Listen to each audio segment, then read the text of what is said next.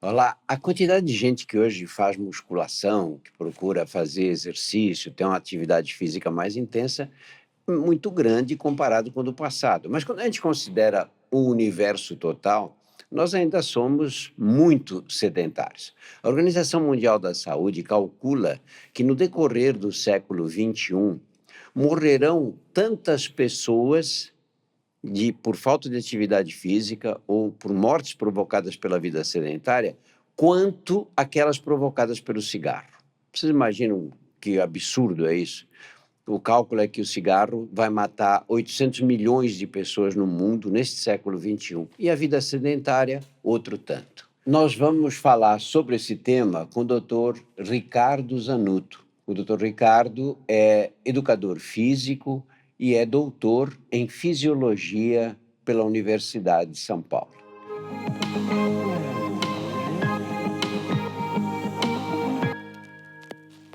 Seja bem-vindo, Ricardo. Obrigado, doutor Drauzio. Ricardo, quando é que a gente começa a perder músculo? A Se não perda, tomar cuidado, claro.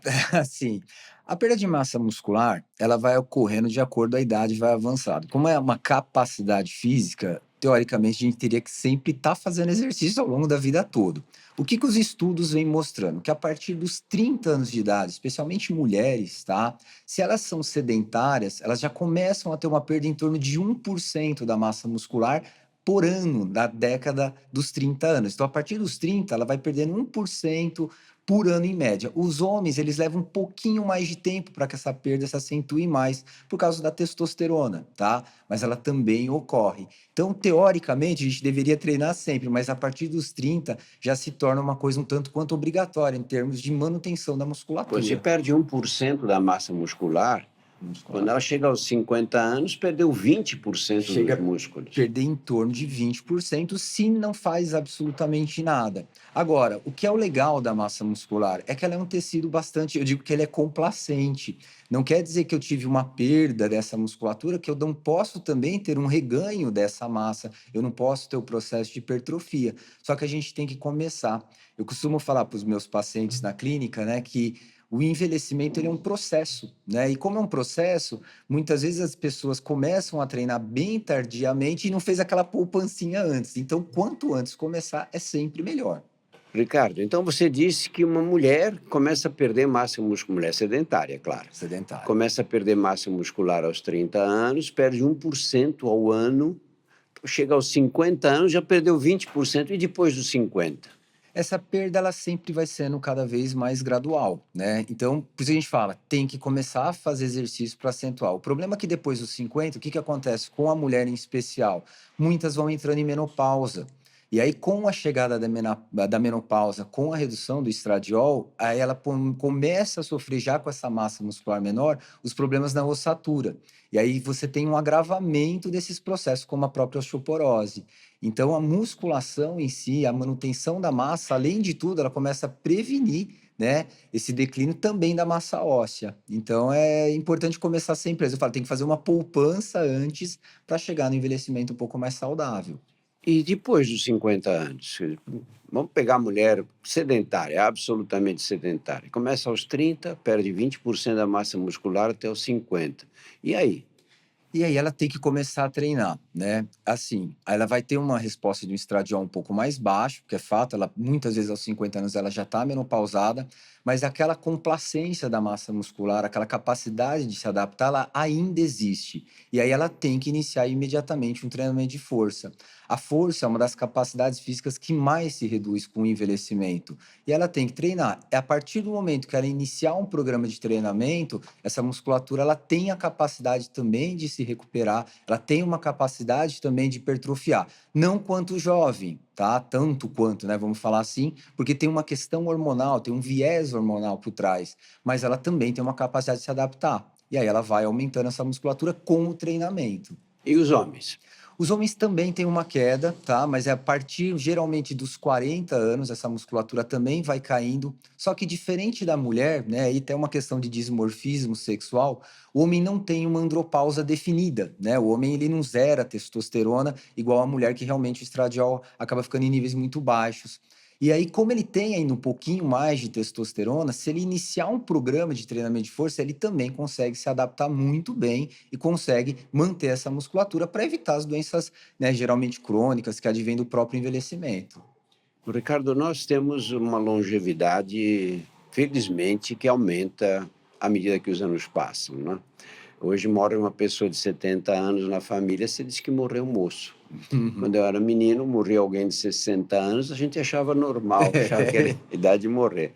Eh, Qual é o inconveniente de homens e mulheres permanecerem, sedentários, vamos dizer, depois dos 70 anos ou depois dos 60 anos? É assim, a atividade física, o exercício em si, ele veio ganhando muito espaço nos últimos anos, né, especialmente por quê? Porque além dessa função porque o que que a gente aprende na faculdade, né, eu quando me formei também, que os músculos eles tinham uma função praticamente biomecânica, né, de levar a gente para um lado para o outro. Mais ou menos em 2002, tem um estudioso muito famoso, assim, na área da biologia molecular, do estudo dos músculos, chama Pendersen, que ele começou a identificar, foi até uma revisão que foi publicada na Nature mesmo, a Nature Review Endocrinology, que mostrou que o músculo também é um órgão endócrino, né? Tanto que hoje a gente fala muito, né, das ações dos próprios, da própria fibra muscular na produção hormonal.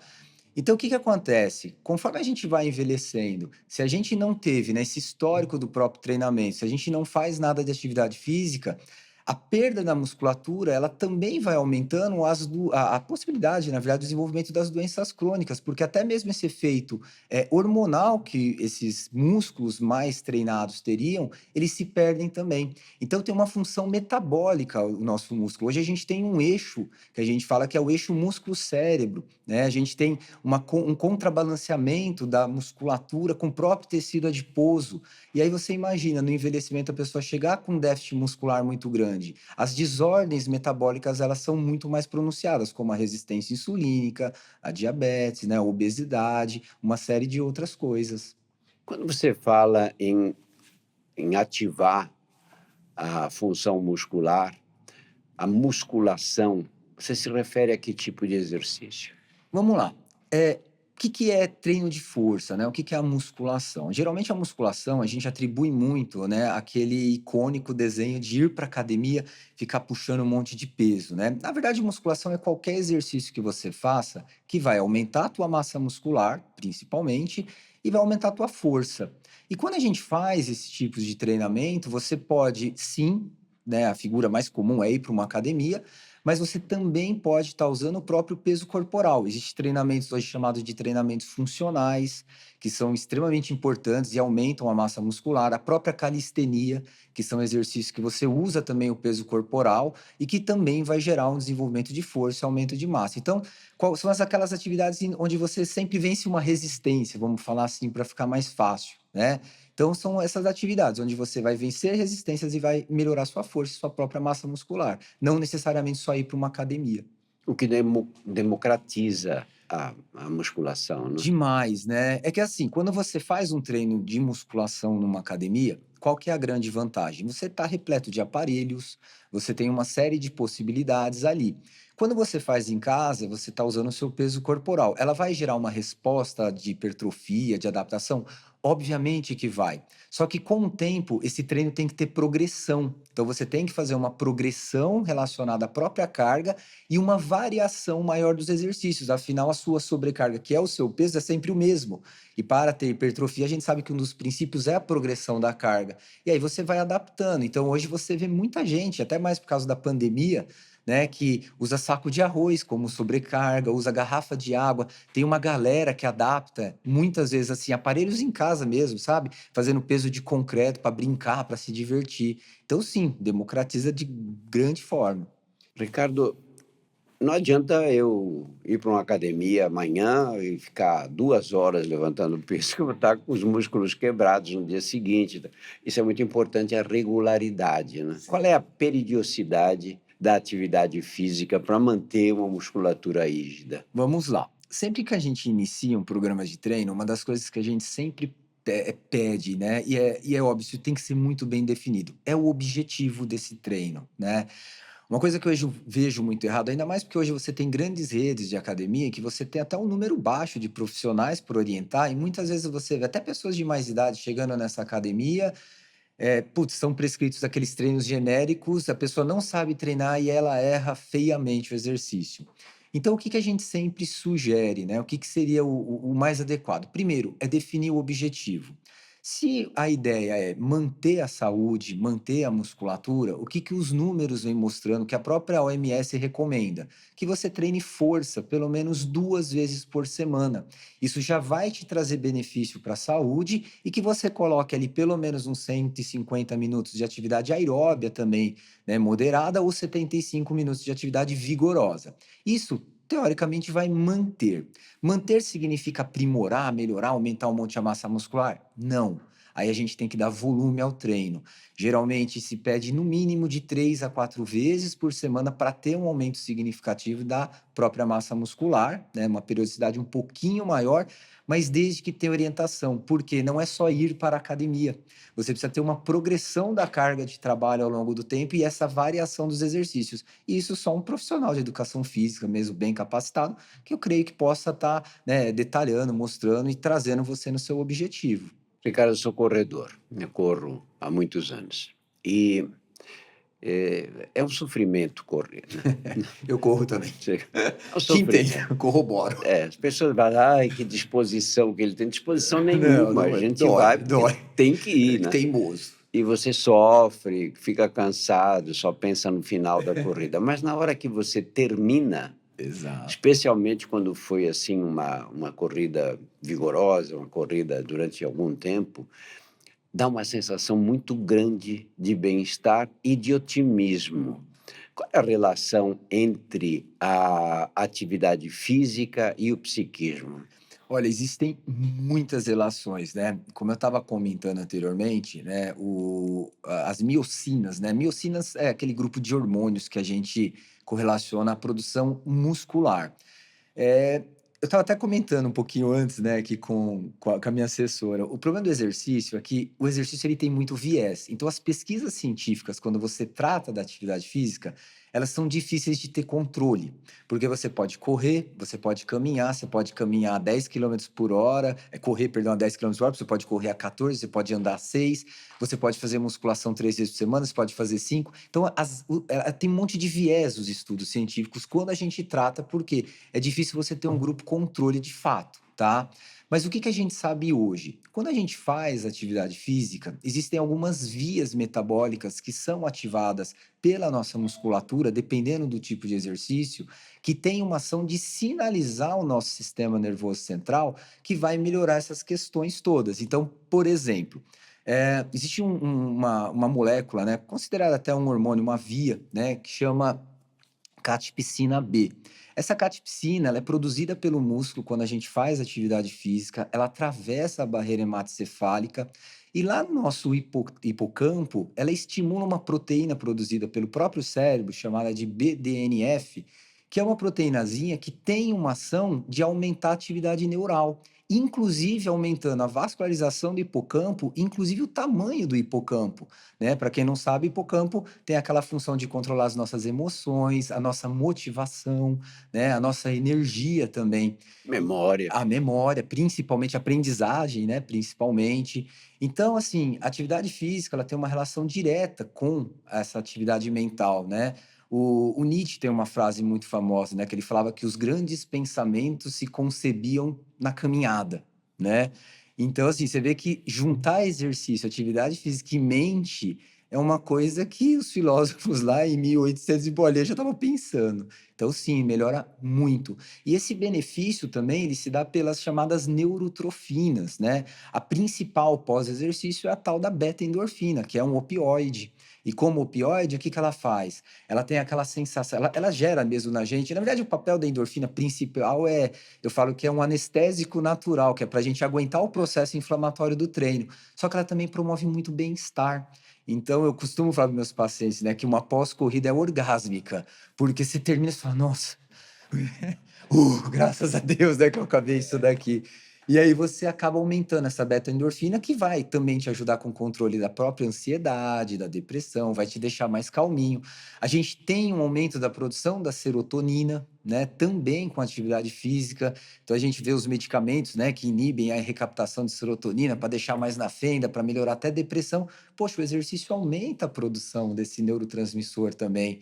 Então o papel e a correlação exercício e atividade mental e qualidade, né, e saúde mental putz, cada vez está sendo mais estudado, é fantástico. Fala um pouquinho da distribuição dos exercícios. Por exemplo, eu corro distâncias longas, tenho 80 anos de idade, corri uma maratona em outubro, agora do ano Parabéns, passado, muito bom. 42 quilômetros. Que exemplo. Tenho pernas fortes, Sim. mas tenho os braços fracos, porque eu detesto fazer musculação. Que beleza. Qual é a importância? Qual é a importância de ter uma distribuição mais harmoniosa para o exercício, para a atividade física? Tem uma revisão, foi publicada pela USP, inclusive, até um pouquinho antiga, lá no começo dos anos 2000, que ela mostra assim, quais são as maiores incapacitações dos idosos, né? Uma das principais é levantar os braços acima da linha do ombro, né?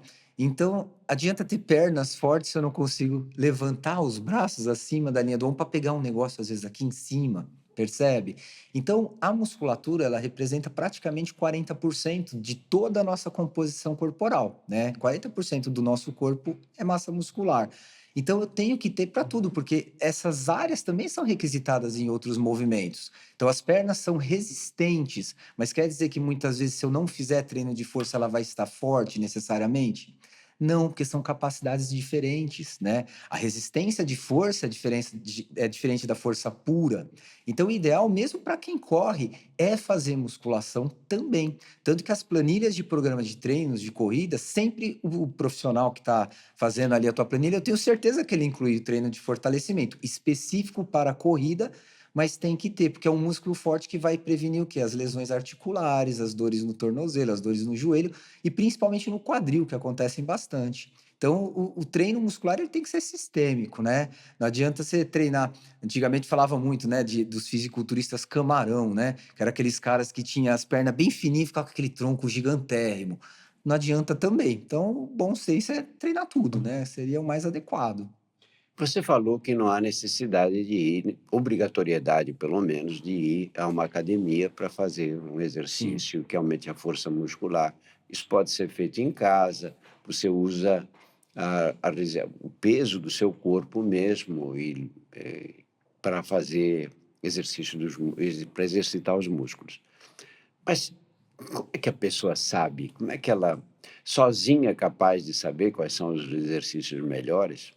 Infelizmente não, né, é o que a gente costuma falar. Como qualquer, área, né, do conhecimento, da saúde, o ideal é sempre buscar orientação profissional, tá.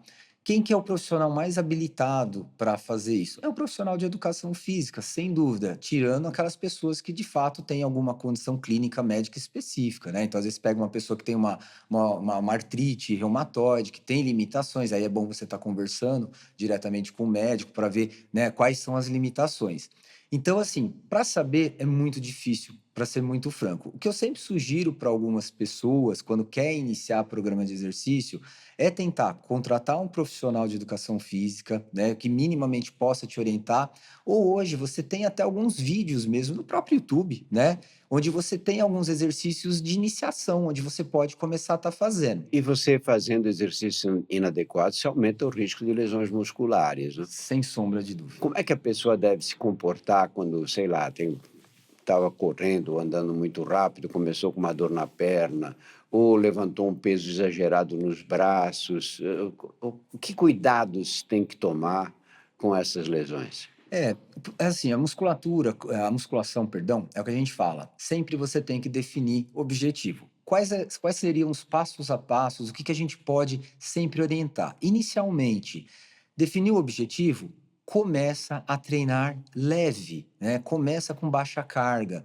É um erro muito comum, mas a gente cansa de ver em academia, a pessoa não está sem treinar há anos, De repente vai na academia, aí vê uma pessoa mais magrinha que ela, carregando um pesão mais maior ali, né, enfim, mais forte, porque, enfim, a pessoa já treina há mais tempo, aí ele não quer ficar para trás.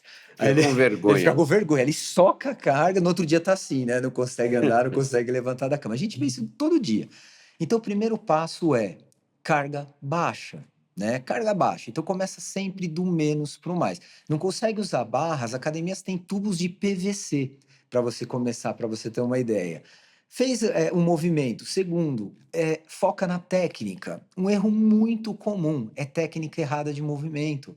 As pessoas não fazem as técnicas adequadas. E se aí se eu não tenho uma técnica adequada, vem a lesão. Porque eu sobrecarrego um músculo que eu não deveria, eu forço uma articulação que eu não deveria, ou eu passo de um ângulo, né, articular ali que eu não deveria. E aí lesiona. Então, a técnica é de fundamental importância. Depois, progressão de carga, né? No treinamento, a gente tem esse princípio de progressão de carga que ele é fundamental. Então, começa de pouquinho, vai progredindo aos pouquinhos e vai verificando. E finalmente, e assim, o mais importante, tem que descansar, né? A maioria das pessoas esquecem que o processo de hipertrofia ele depende da fase anabólica e da fase catabólica, né? Catabolismo, para deixar bem rapidinho assim, é aquela fase que você está destruindo o músculo, você está inflamando, você está treinando para gerar uma resposta inflamatória nesse músculo, onde vai haver o anabolismo. Então, o anabolismo, quando que ele ocorre? No Explica o repouso. anabolismo o que é. O anabolismo é aquele processo das nossas fibras em se recuperar. A gente fala muito de catabolismo, destruição, para ficar simples, né? E o anabolismo é a recuperação. Então, para um músculo hipertrofiar, o que que eu tenho que fazer? Primeiramente, eu vou gerar as microlesões musculares. Então, estou treinando, eu gero uma inflamação mesmo no Isso é músculo, normal, né? para todos nós. Senão, também não tem adaptação, né? Claro. Quando eu gero aquele processo inflamatório muscular, eu vou ter que ter uma alimentação adequada para levar os nutrientes, especialmente proteína, para que aquele músculo tenha a recuperação. Eu preciso de hormônios envolvidos nesse processo, o IGF-1, a própria testosterona, o GH. Esses hormônios vão fazer a síntese proteica, vão produzir RNA e vão aumentar o número de sarcômeros, tá? Sarcômeros são as unidades funcionais do meu músculo, e aí o meu músculo hipertrofia. É, talvez as pessoas não saibam, mas o músculo não faz hiperplasia, né? Aquela história de que eu aumento o número de De fibras, fibras. isso não acontece em humanos, pelo menos, né? Parece que gato, alguns animais sim, mas em humanos não. Então ele sofre hipertrofia. O que que é hipertrofia? O meu músculo ele vai aumentar o volume. E por que que eu não faço hiperplasia? Porque toda fibra para contrair precisa de um neurônio, né? De um motoneurônio. Então você não vai aumentando o motoneurônio, né? Então Porque é o esse neurônio que faz a fibra é ele que contrair. vai exatamente, a fibra não contrai sem ele, né. Então a gente não aumenta o número, mas eu consigo aumentar a densidade desse músculo. Esse é o papel que o meu exercício teria ali, tá, em relação a essa atividade física. Então, é um processo inflamatório, a gente gera essa lesão e o músculo vai se recuperando e vai aumentando o tamanho.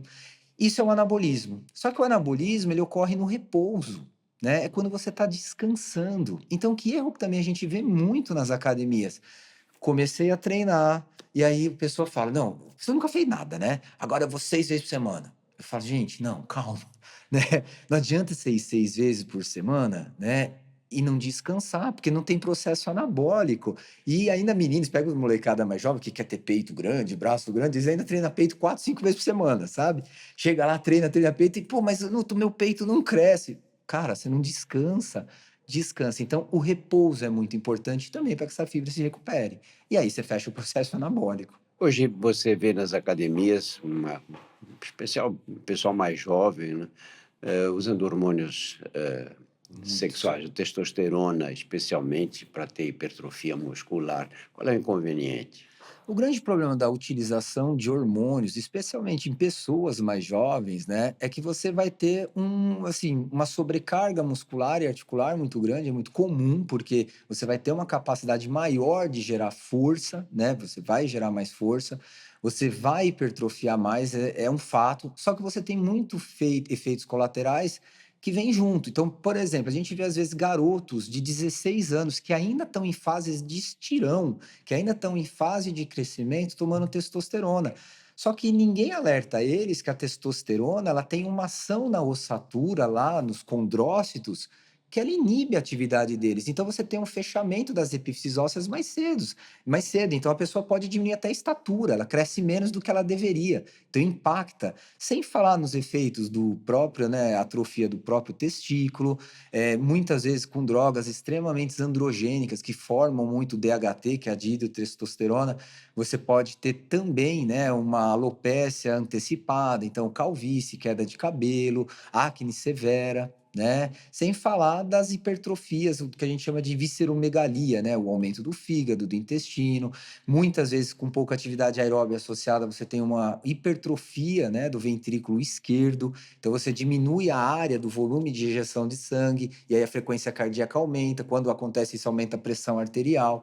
Então, os inconvenientes são enormes. E a virilização das mulheres, né? Sem sombra de dúvida, né? Então a virilização é o aumento do clitóris, o engrossamento da voz, a alopécia, né? Muito comum, as mulheres começam a ter queda mesmo de cabelo, a acne também severa, e também vai ter esse aumento pronunciado, a visceromegalia, tudo isso acompanha, né? Tudo isso. Ô, Ricardo, eu acho que a minha geração observou uma mudança de paradigma na medicina. Quando eu era menino, até no começo da faculdade, o que se dizia para as pessoas mais velhas era: faça repouso, não é? Não faça exercício, não force, não é? Não se exponha à atividade física mais. Então você via a imagem do velho, que era um homem de 50 anos naquela época, que se aposentava, ficava sentado no sofá da sala lendo o jornal e um dia caía fulminado por um Infartava. infarto, né? O que representou essa mudança de paradigma? Você diz hoje para uma pessoa que ela deve fazer atividade física, deve fazer exercício, deve estimular os músculos, até que idade? Até ela não estar mais aqui, né. A atividade física, é que eu falo, nós somos seres que foram nós fomos, né, produzidos, enfim, né, sem entrar em questões religiosas por quem ou para quem, mas, enfim, nós estamos aqui para ser colocados em movimento. E o movimento ele vai do momento que você nasce até o momento que você, né, apaga as luzes, né. Então todo mundo deveria se movimentar desde o começo da vida até o final dela. A partir do momento que a biologia molecular começou a surgir, né, assim, com muita força aí nos anos 90, 2000, né, eu fiz o meu mestrado, meu doutorado, tudo com biologia molecular, então eu sou super fã, né, de estudar isso. E hoje se recomenda muito treinar mesmo. E a alta intensidade, ela está deixando de ser um paradigma. Hoje está se falando muito mais dos exercícios de alta por menos tempo do que os de baixa por tempo longo, porque eles podem gerar Explica melhor isso, sobrecargas. explica melhor. É assim, o que que a gente sabe hoje, né? O que que é o treinamento de alta intensidade? São aqueles exercícios que são bem vigorosos, só que você faz por um período de tempo mais curto. Então, por exemplo, o que que é um HIIT que a gente poderia fazer numa esteira, tá? A pessoa vai para a esteira e ao invés dela ficar 40 minutos, 50 minutos correndo a 6 por hora, ela vai trabalhar com um tempo mais curto, só que ela vai trabalhar com uma velocidade mais rápida, intervalando esses picos de intensidade. Então, por exemplo, ela pode fazer 1 minuto numa velocidade máxima mesmo, bem quase suprafisiológica, ou ali nos limites, né? 180, 190 BPM, batimento por minuto. Ela vai deixar a frequência dela bem alta, depois ela faz 1 minuto mais fraquinho. Então, ela vai fazendo o quê? Isso aqui com o coração, ela vai fazendo esses picos, tá? Esse é o treino intervalado que a gente chama, né? E qual que é a vantagem desse treino de alta intensidade? Você tem períodos menores, então você consegue fazer um treino de alta intensidade em tempo menor, mais curto, e algumas adaptações fisiológicas inerentes desse tipo de treinamento, aparentemente elas são melhores do que você fazer treinos contínuos, treinos mais longos. Por isso que hoje está se estudando muito a intensidade do treino também. Você está falando, eu li um artigo há pouco tempo no JAMA, no Journal of Uhum. the American Medical Association, que fez exatamente isso. E eles chegaram à conclusão que se você fizer 2 minutos por semana, que é nada Que é nada. praticamente, de alta intensidade, você reduz o índice de doença cardiovascular. Com 2 minutos de alta intensidade. Você não acha. E o que nós dizemos para as pessoas? Não, você tem que Ah, andar 30 minutos, 40 minutos, 5 vezes por semana. Ninguém faz, porque fica inviável na vida moderna. Você acha que a gente devia mudar essa discussão, dizer: olha, você não tem tempo, faça exercício de alta intensidade e de curta duração. Eu acho e tenho certeza, para ser bem sincero. Acontece só que, assim, tem um viés dos exercícios de alta. Evidentemente, eles são a gente vê muitas evidências mesmo que são exercícios que têm respostas até melhores do que o exercício mais de longa duração. O único viés da alta intensidade é que nem todo mundo consegue fazer, né. Por exemplo, você pega, né, um senhor de 70 anos que nunca fez, você colocar ele na esteira para fazer uma alta intensidade, putz, ele já tem uma deficiência de equilíbrio, já tem uma dificuldade com a ambulação normal, como que a gente vai dar alta intensidade nesse sujeito? Aí entra o papel do profissional de educação física, né, porque, como em treinamento esportivo, na verdade de qualquer ciência da saúde, o primeiro princípio é de individualidade biológica. A gente tem que respeitar isso. Então é identificar, né, até onde esse sujeito faz e o que que é alta intensidade para ele. E aí trabalhar em cima dela, mas isso eu não tenho dúvida, falta ainda muita pesquisa, a gente acompanha o tempo todo, eu acho que vai mudar muito nos próximos anos, assim, sem sombra de dúvida. Acho que as recomendações elas vão deixar de ser mais longas, como o senhor, puta, brilhantemente pontuou, do tempo moderno. Às vezes você fala: "A pessoa vai ter que ficar 1 hora e meia na academia", ela faz assim. Ele não tem tempo de almoçar, né, ele não faz. Agora você fala: "Ó, meu amigo, você vai fazer 10 minutinhos por dia, e você vai ter resposta, você vai viver mais, você não vai ter problema cardiovascular, não vai ter resistência à insulina". Poxa, dá pra fazer 10 minutinhos em casa? Ah, vou tentar. E aí ele faz, né. Eu lembro de um estudo também, saiu uns 7, 8 anos atrás, foi até a capa de uma revista, né, aqui no Brasil, que eles pegaram atletas de CrossFit, né. O CrossFit é uma modalidade que você trabalha basicamente 3 elementos, né, o LPO, que é o levantamento de peso olímpicos, os movimentos ginásticos, né, então você tem muita barra, muita calistenia, e você também trabalha muito cardio respiratório. Você rema, você corre, você pula a corda. Eu pratiquei CrossFit uns 4 anos, então é uma atividade que eu gosto bastante. Ela é altíssima intensidade. E que os caras e como que é o treino de cross? O treino de crossfit, geralmente, você treina em alta intensidade, mas também em períodos curtos. Então você tem o WOD, que eles chamam, né, que é o workout of the day, né, o treino do dia. Geralmente são treinos de 15, 25 minutos ali para a pessoa fazer. Então, putz, é um treino curto.